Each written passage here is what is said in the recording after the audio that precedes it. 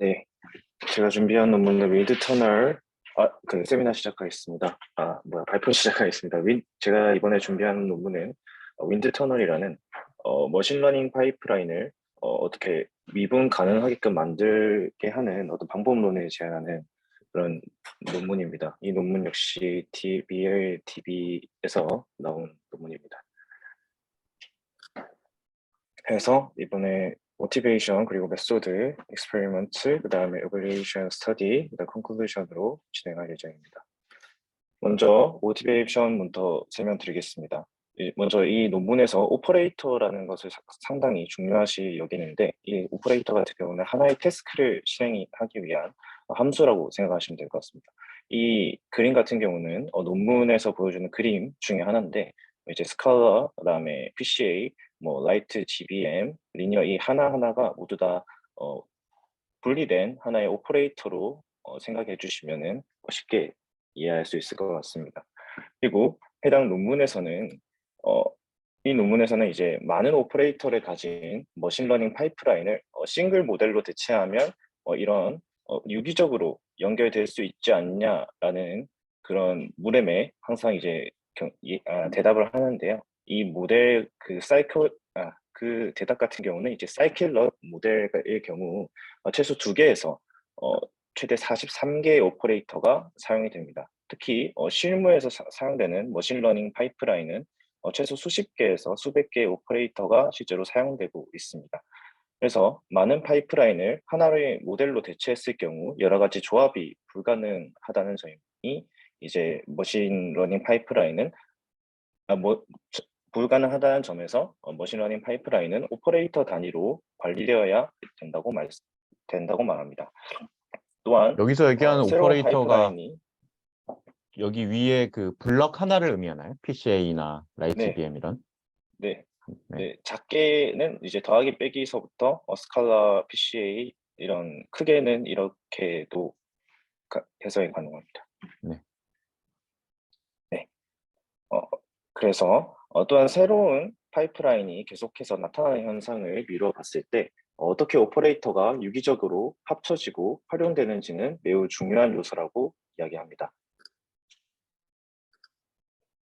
따라서 이 논문에서는 모든 파이프라인 오퍼레이터를 유기적으로 연결하는 것을 목표로 합니다. 각 오퍼레이터가 유기적으로 연결된다는 것은 곧 딥 뉴럴 네트워크 형태로 변환이 가능하다는 뜻으로 해석이 가능하다고 합니다. 특히 기존 머신러닝 파이프라인을 구성하는 오퍼레이터는 개별적으로 학습하고 이 파라미터를 유지해야 한다는 문제점을 가지고 있습니다. 또한 하나의 문제를 해결하기 위해 네트워크 전체를 목적에 맞게 튜닝하기가 어렵습니다. 따라서 이 파이프라인을 유기적으로 연결한다는 뜻은 엔드-투-엔드 파이프라인을 구성할 수 있다는 것이 큰 장점이라고 이야기를 합니다. 하지만 이런 오퍼레이터를 유기적으로 연결시키는 데는 그 미분이 안 되는 오퍼레이터가 있기 때문에 큰 어려움이 존재를 합니다. 디시전 트리, 워드 토크나이징과 같이 미분이 적용되지 않는 오퍼레이터가 실제로 존재합니다. 그래서 본 논문에서는 이를 그대로 활용하지 않고 네트워크 기반으로 트랜스레이트해서 모델을 구축합니다. 또한 카테고리컬 오퍼레이터 또한 존재합니다. 그래서 본 논문에서는 카테고리컬의 경우 인코딩을 통해 뉴럴 네트워크를 구축할 수 있다고 이야기합니다.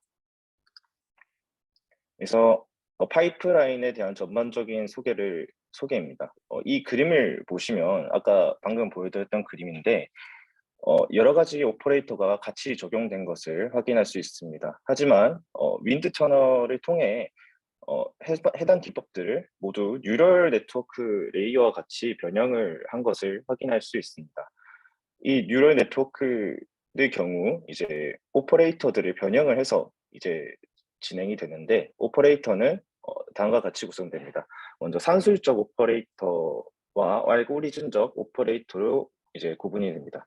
먼저 산술적 오퍼레이터는 파라메트릭과 넌 파라메트릭이 구분이 되는데 파라메트릭은 SVM과 같이 내부적으로 파라미터를 수학적으로 계산되어야 되는 것을 의미를 하고 넌 파라미터 메트릭은 시그모이드와 같이 값을 넣으면 바로 추출할 수 있는 그런 오퍼레이터를 의미를 합니다. 이제 본 논문에서는 non parametric 경우 특별한 변형은 이제 필요하지 않다고 서술을 합니다. 그리고 알고리즘적 오퍼레이터 같은 경우는 이제 단순 숫자로 구현되는 것이 아니라 알고리즘적 방법론으로 구현이 되는 오퍼레이터를 이야기합니다. 그래서 본 논문에서는 산술적 오퍼레이터 같은 경우는 NN 뉴럴 네트워크 형식으로 변형하기 유의하고 알고리즘적 오퍼레이터의 경우 오퍼레이터를 재구성할 필요가 있다고 얘기를 합니다. 또한 모든 파이프라인은 기존 파이프라인의 의존도를 따라가야만 한다고 합니다. 단지 기법을 바꾸는 것이지 모든 조건과 모든 그 정답은 다 똑같아야 되기 때문입니다. 그래서 산술적 오퍼레이터는 보통 이제 이렇게 구성이 됩니다. 먼저 예측을 하고 로스 값을 구한 뒤에 러닝 알고리즘을 통해 모델이 학습됩니다. 하지만 본 논문에서는 한 번 모델이 정의된 후에 파라미터는 변하지 않는 것을 확인했습니다. 즉 새로운 데이터에 대한 정보는 계속 무시된다는 것입니다. 그래서 이런 한 문제를 트랜스레이트하여 학습 완료 후에도 새로운 데이터를 활용해 파라미터를 변형할 수 있도록 즉 이제 이 모델에서 빨간 B급만 없어지게 만들었다고 이제 생각하시면 될 것 같습니다. 그리고 본 논문에서 강조한 길게 설명하고 있는 방법 중에 하나입니다. 먼저 이제 디시전 트리 같은 경우 보시다시피 이제 부동으로 이루어져 있는 노드 연산이기 때문에 미분이 불가능합니다. 따라서 본 논문에서는 노드를 다음과 같이 이제 대체를 했습니다. 이때 temperature 같은 값은 이제 디폴트는 1이고요. 만약에 값이 작으면 이제 미분 추론 값이 급격하게 변경될 수가 있습니다.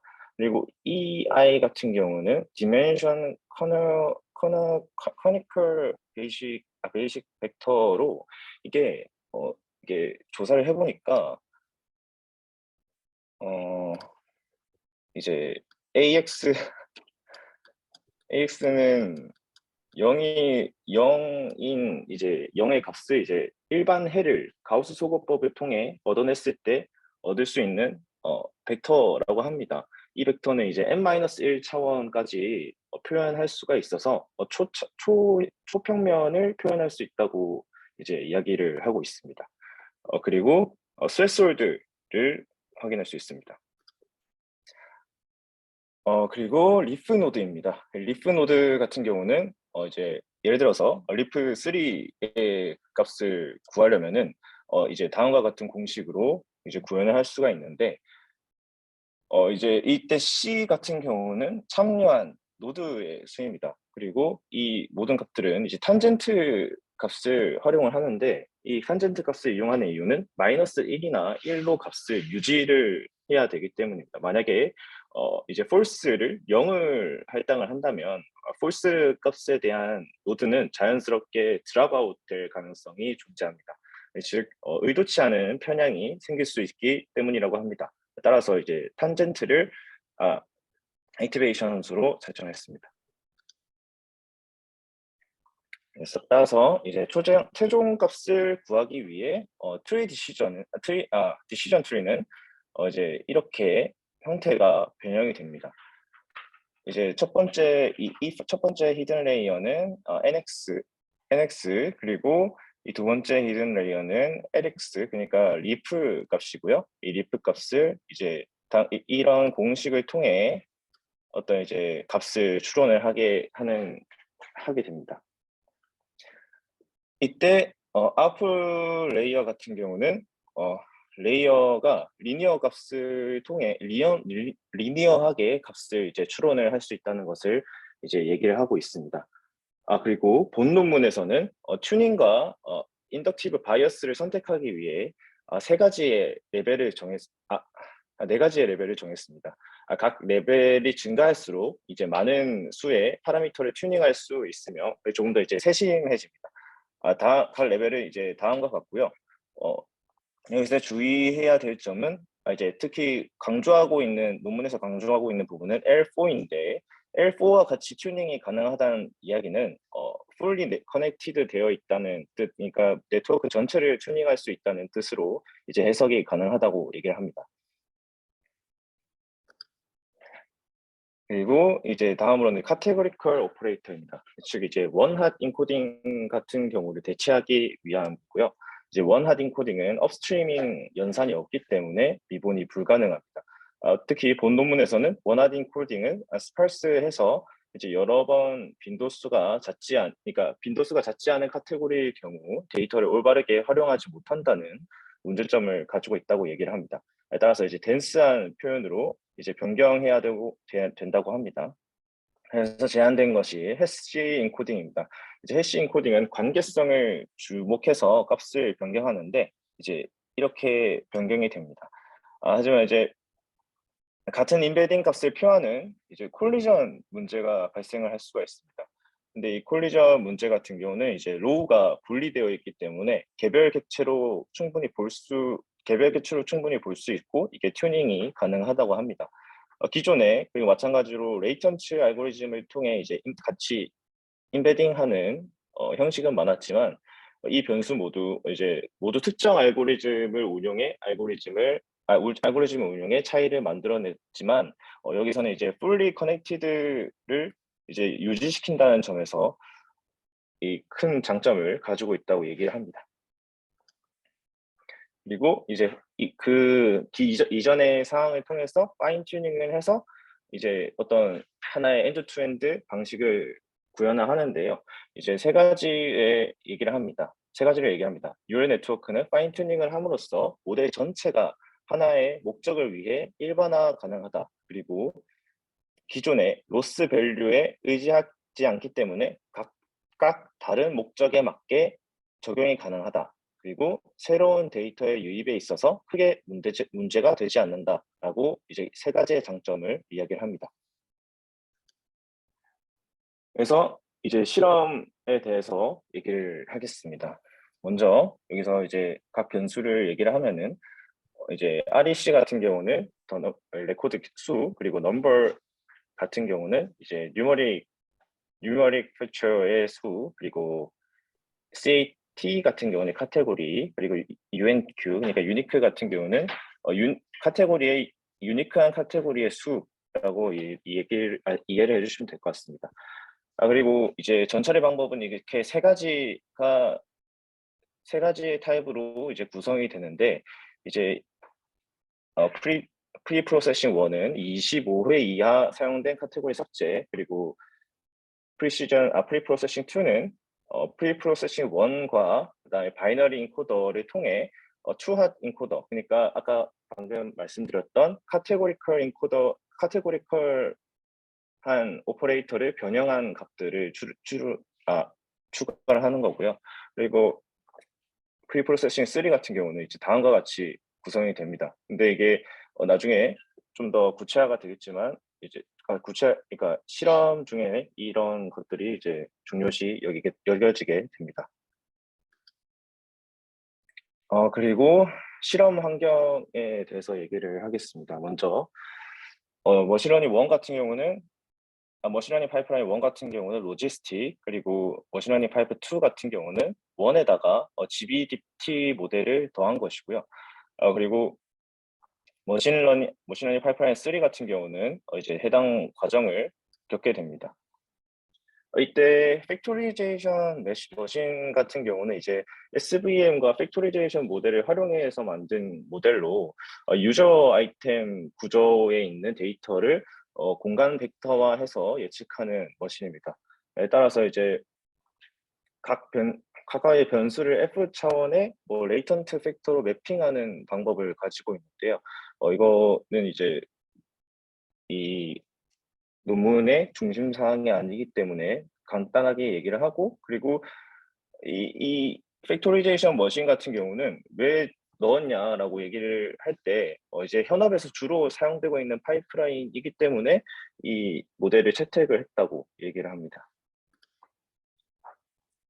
그리고 또 마찬가지로 이제 환경 설정 같은 경우고요. 이런 파라미터들은 이제 기본적으로 유지된다고 합니다. 그리고 디폴트 튜닝 레벨은 L4라고 얘기를 합니다. 이제 표를 해석을 해보면 전반적으로 WT의 성능이 10% 정도 상승했음을 확인할 수 있습니다. 또한 전반적으로 GBM의 성능이 이제 약 3.5%를 앞섬을 확인할 수 있습니다. GBM에 비해서 3.5% 정도를 앞섬을 확인할 수 있습니다. 이는 각 파이프라인별 오퍼레이터가 유기적으로 연결돼서 적용이 되었기 때문에 이런 결과가 나왔음을 예상 가능합니다.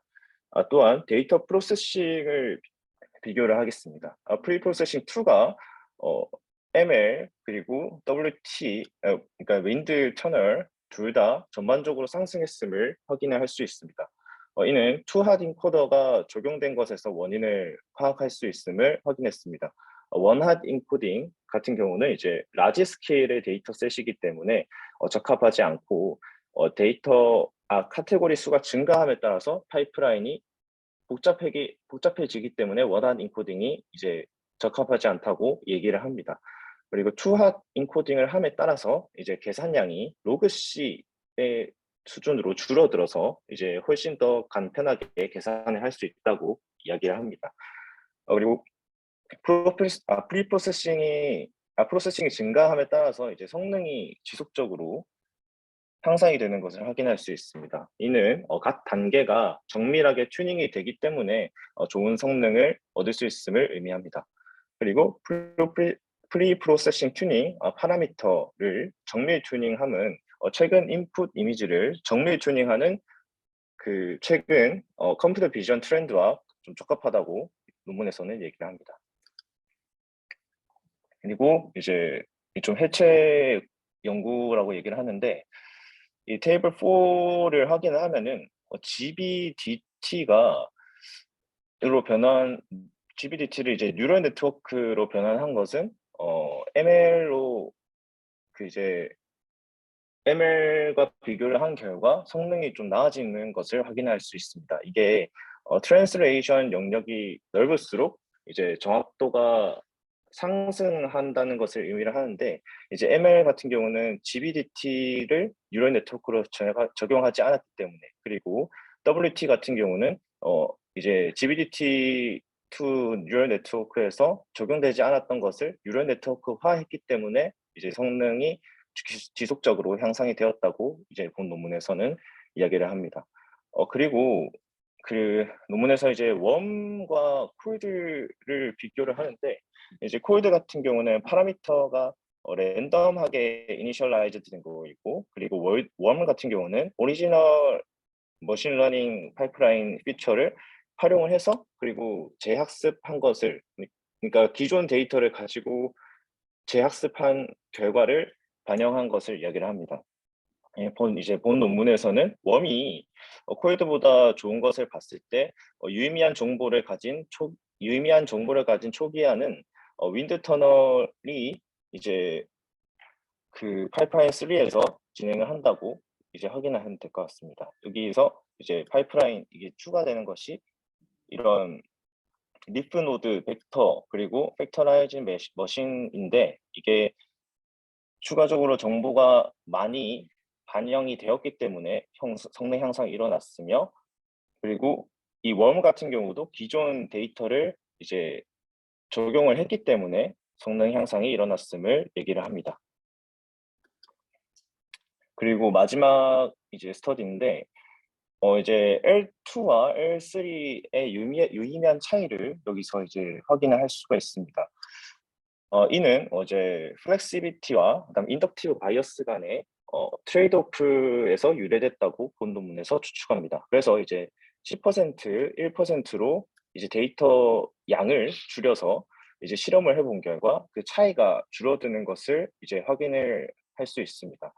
이는 이제 그 유니크 카테고리 수를 줄일 수 있다는 것을 이야기하는데 이제 L3와 L4에는 이제 좀 적은 데이터에 너무 오버피팅이 되었다는 의미를 이야기를 하고 이를 종합해 보면은 레벨이 낮을수록 이제 좀 더 일반화된 모델을 이제 생성을 할 수 있다는 것을 본 논문에선 이야기를 합니다.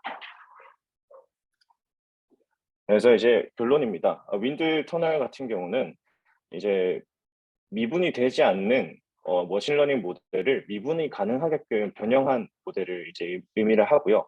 그리고 이제 파인 튜닝에 따른 논리지 전달은 소타, 그러니까 GBDT를 뉴럴 네트워크 한 것에 비해 효과적인 성능을 본 것을 확인했습니다. 그리고 뉴럴 네트워크 아키텍처를 구성하는 이제 새로운 접근법을 확인을 가능했었습니다. 이상입니다. 질문 있으시면 해주세요. 되게 재밌는 논문인데요.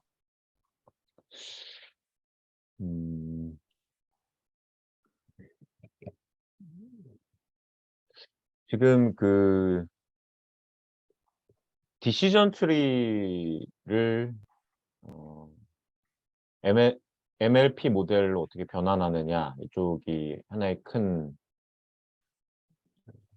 공헌 내지 좀 주목할 점으로 주장을 하고 있는데,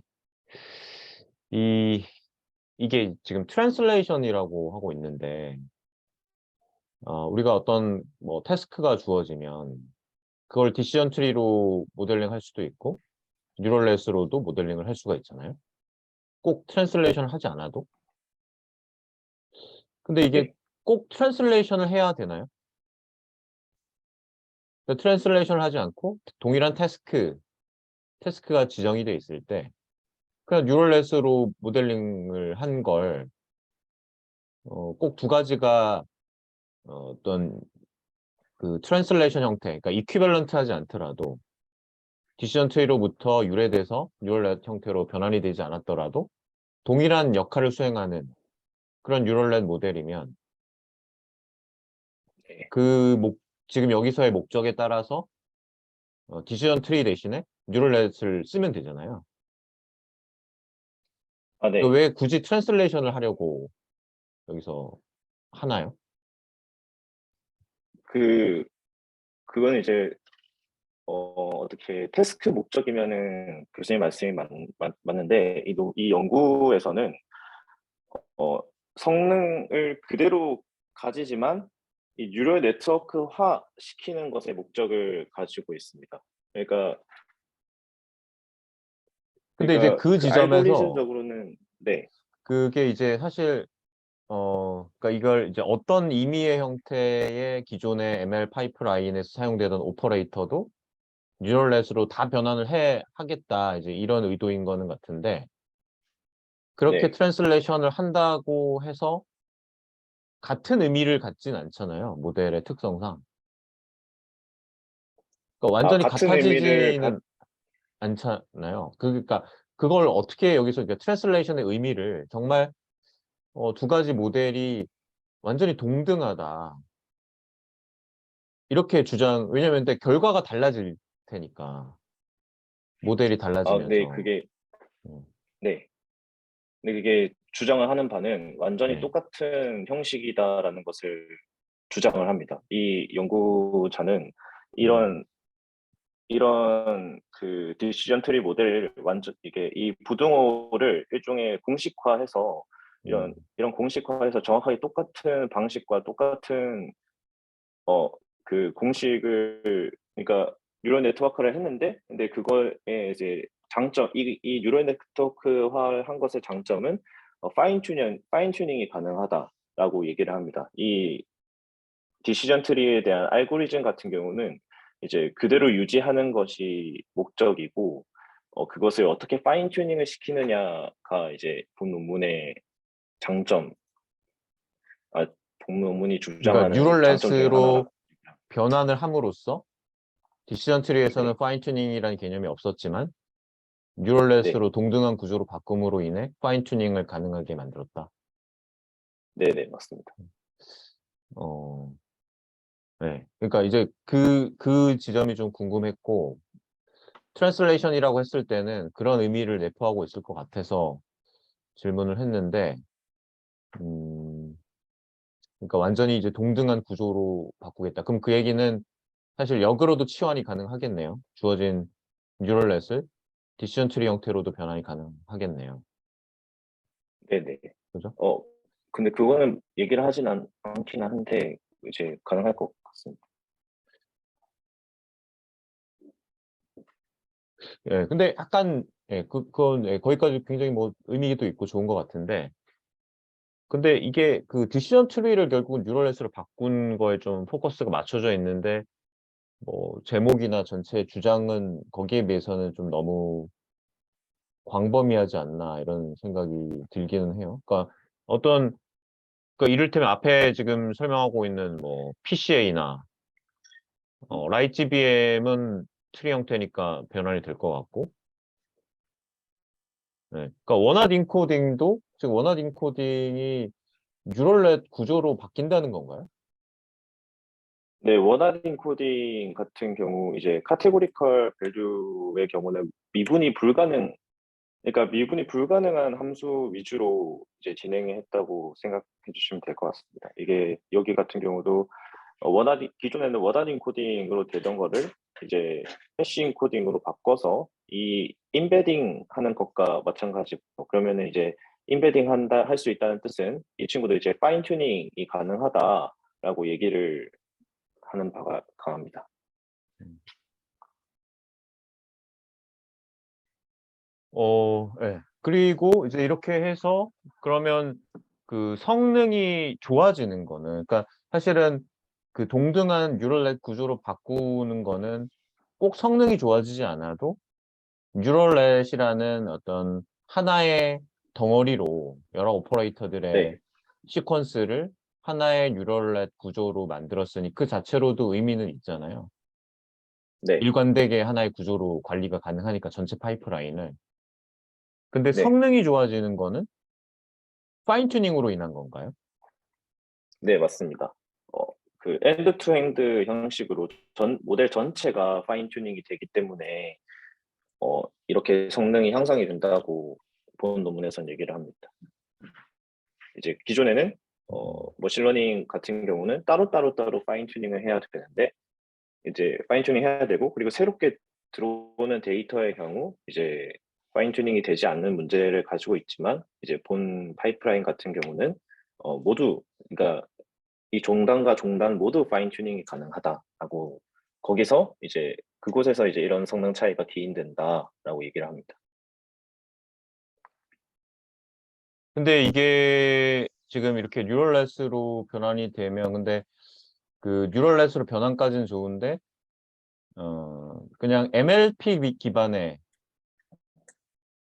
그래서 덴스 레이어 형태의 뉴럴넷으로만 변환이 되는 거죠. 네, 네, 그 현재는 그런 거죠. 네네. 음. NLP 기반도 이제 앞에 얘기를 하긴 하는데, 워드 토크나이징이나 뭐 그런 것들을 이야기하긴 합니다. 근데 어, 그것들은 따로 어떤 트랜스레이트 하지 않고 그냥 앞으로 넘겨서, 그러니까 그 과정을 앞으로 그냥 다 당겨서 미리 다 실행을 하고 난 다음에 그다음에 파이프라인을 돌리는 것이 유일한 방법이다라고 본 논문에서는 서술합니다.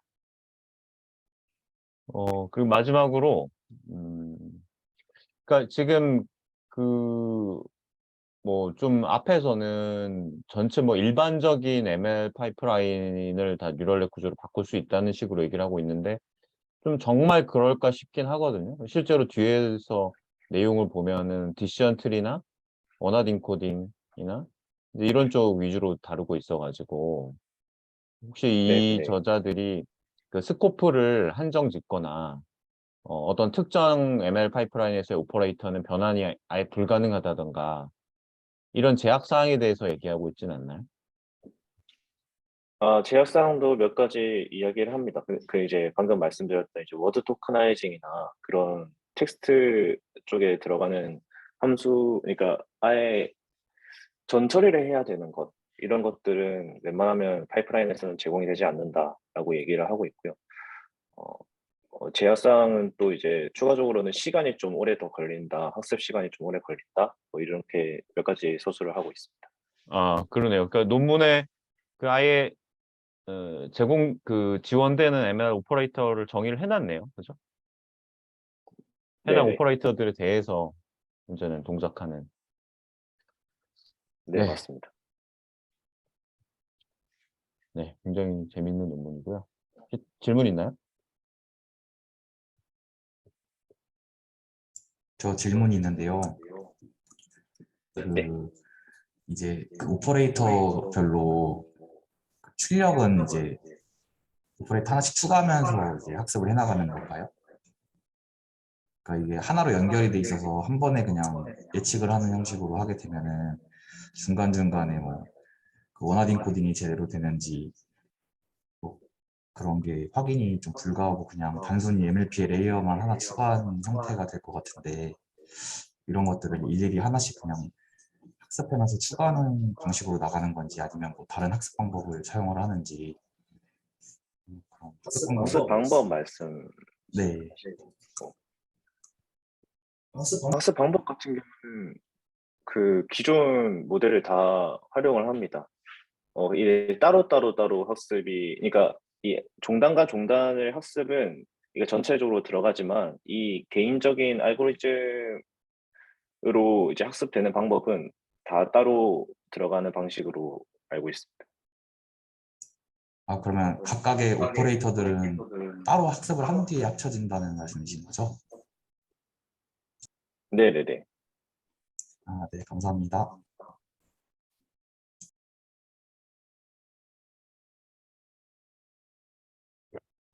네, 또 질문 있어요?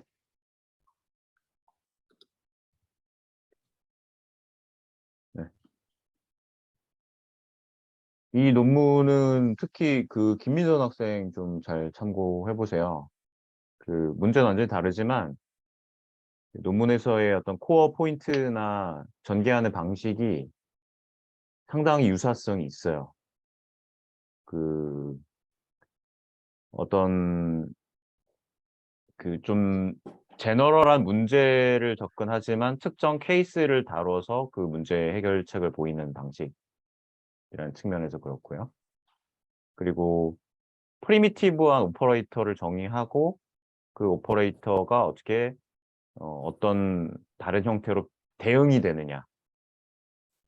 그러니까 아까 트랜슬레이션이 거기에 이제 해당될 텐데 그런 부분 그리고 포멀라이즈하는 문제를 그런 쪽에서 많이 좀 참고해 보면 좋겠고요. 혹시 다른 학생들 질문 더 있어요? 그러니까 이런 형태의 연구가 상당히 좀 의미가 있는 것 같아요. 박강민 학생 질문 있어요? 네. 그 실험은 다른 실험은 없나요? 어떤 실험? 아까 그 테이블 있는 실험이 전부인가요? 아, 네, 모든 사례를 다 가져왔습니다. 이 실험 하나만 진행한 거예요, 논문에서? 네, 그 파이프라인 모델 플라이트 이 데이터셋 3개를 가지고 이 모델을 실험을 했고, 그리고 추가적으로 실험해야 될 것은 이제 이 해체 연구 같은 경우에서 진행을 했습니다.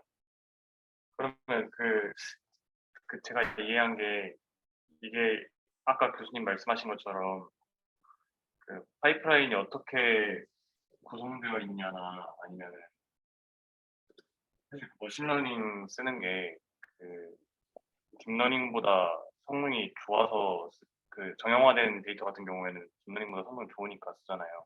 네, 근데 이게 특정 케이스라서 사실은 막상 이 파이프라인이 늘어나거나 다른 모델들 딥러닝 모델과 비교했을 때 성능이 더 나빠지거나 그럴 수도 있는 거죠. 이거는 이제 좋아지는 케이스에 대해서만 실험으로 보여줄 거라고 이해하면 되는 건가요?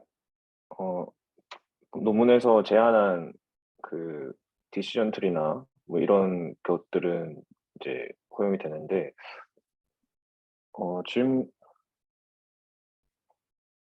네,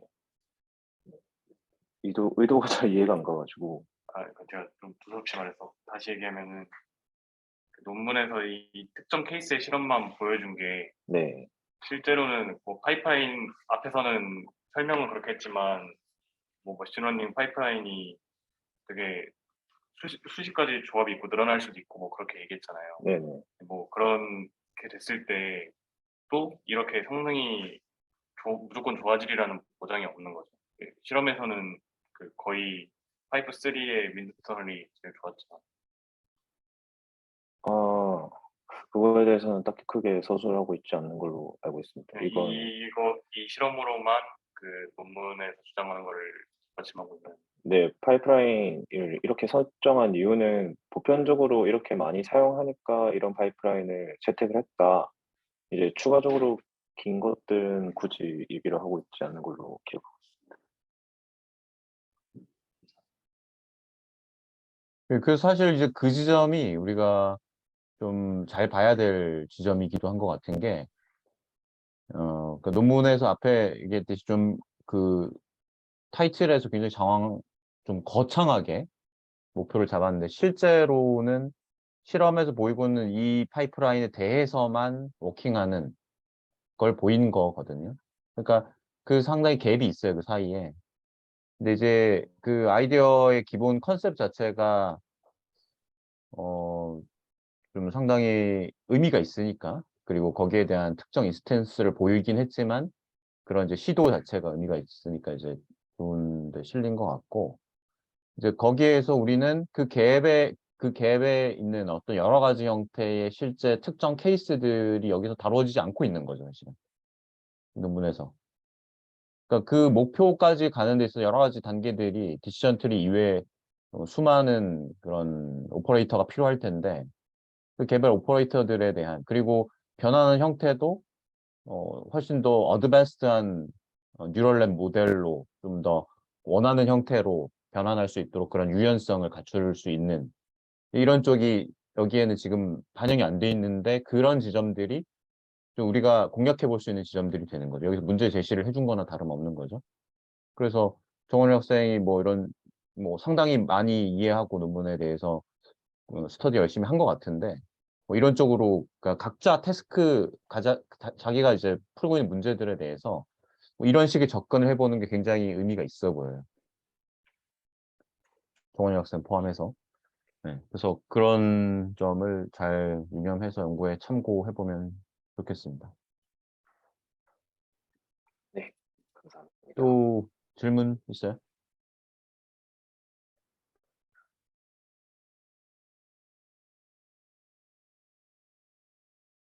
그러니까 이게 이제 일종의 음,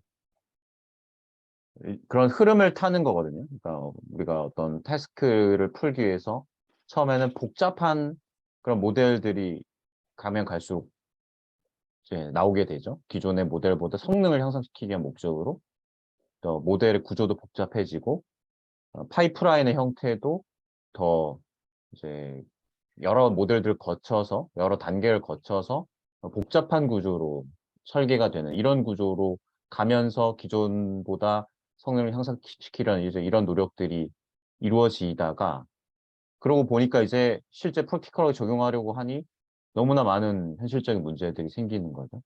그 구조의 복잡성으로 인해서 도저히 핸들 불가능한, 더 이상 유지 보수가 어려운 그런 문제가 생기니, 항상 이제 그럴 때는 다시 이제 심플하게 돌아가는 이런 시도가 다시 돌아오게 되는 거죠.